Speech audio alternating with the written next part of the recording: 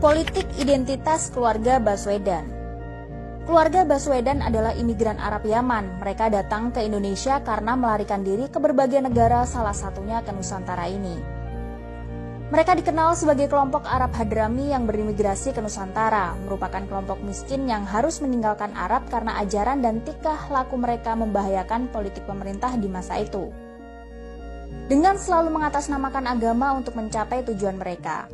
Di Nusantara, mereka ini dikenal dekat dengan kolonial Belanda sehingga dari sisi peraturan hukum oleh pemerintah Hindia Belanda diistimewakan dan ditempatkan dalam golongan tersendiri yang berbeda dengan kelompok pribumi.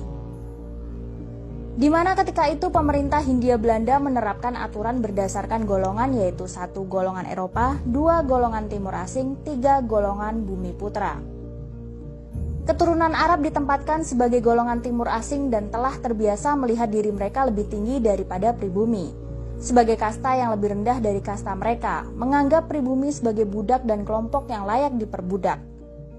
Untuk mempertegas keberadaan mereka sebagai kelompok yang berada di atas kelompok pribumi, Abdul Rahmat Baswedan mendirikan Partai Arab Indonesia pada tahun 1934 yang merupakan partai identitas, yaitu identitas keturunan Arab sebagai pemilik kasta lebih tinggi dari pribumi itu sendiri.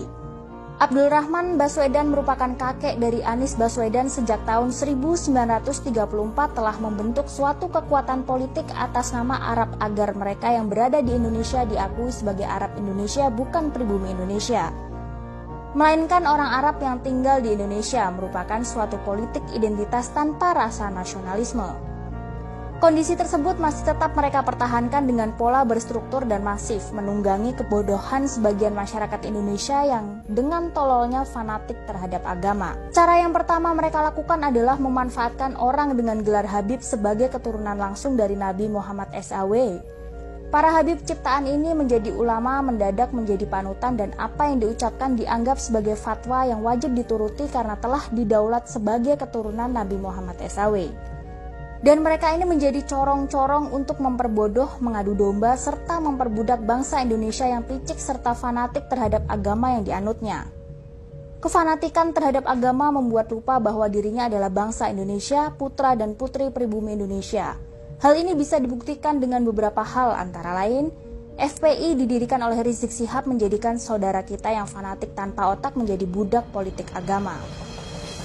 Anies Baswedan menjadi gubernur DKI dengan memperalat 58% masyarakat Jakarta yang fanatik agama dengan jargon gubernur seiman, dan sekarang timbul jargon Anies keren dengan tujuan tahun 2024 menduduki kursi presiden. Apakah bisa terbayang kalau Anies jadi presiden? Biar masing-masing kita merenungkannya, membayangkan bahwa NKRI tercinta ini akan menjadi negara Arab, kebudayaan dan warisan leluhur seperti adat istiadat akan musnah, kita akan menjadi warga yang layak diperbudak dan diperhamba bagi mereka.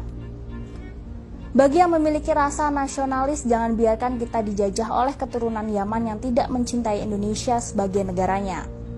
NKRI ini bukan milik Arab dan negara Timur Tengah manapun. NKRI tercinta ini adalah milik kita.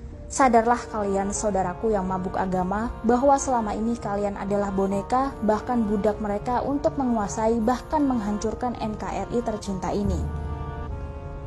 Tulisan ini dilansir dari kata mereka, link aku sertakan di kolom deskripsi ya.